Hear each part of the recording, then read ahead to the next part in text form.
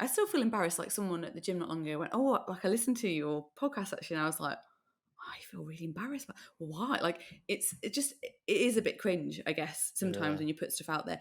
But it's quite, because I think it makes you feel vulnerable, right? You're putting content out, any content, Yeah, yeah. you feel vulnerable. Like how And a many lot of of you people aren't scared to judge either, so exactly, and like you can put something out, an opinion. Like I find sometimes putting opinions out there can be like quite scary. I did a podcast for PR week, and it was on England football and like the racism experienced like I think I at remember the you Euro, telling me yeah. before, yeah. And I was actually like genuinely quite nervous about putting my opinion out, having worked in Premiership football as a comms marketing person, about like getting trolled or having an opinion, and because Yeah. you just do get nervous with that. And I didn't have any issues, but I was a bit like, oh, I wrote an article, I wrote a blog for them, and then they asked me to come on a podcast. And yeah, I was a little bit like, oh, I am nervous. So I think putting any content out there can feel quite exposing. So yeah, it is just Do getting you over know what? yourself. It's interesting you say that though.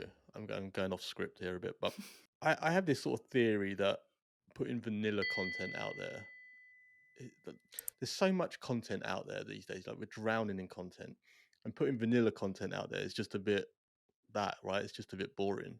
And actually trying to build an audience or grow something just doesn't give anyone Yeah. anything to get behind.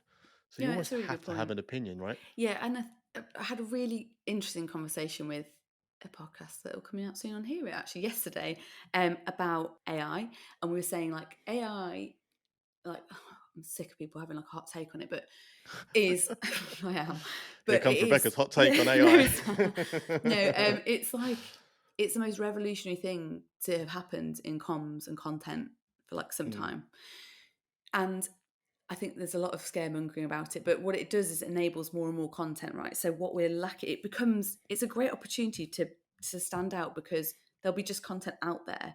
So yeah, having something that isn't just generic that anyone could say is even more important. So that yeah, niche and human element becomes even more important. So like having an opinion is like even more important than it was before, I think. yeah, Yeah, agree. and I think as long as you know where that opinion is taking you, like I've said stuff before on podcasts and like been quite opinionated about stuff, and then you go, oh, actually, I've kind of changed on that take. But I think if you own that, it's cool. Yeah. I think it's when you kind of you want to go off on a tangent just for the sake of being like controversial. Then I'm like, I don't know, it's not my thing.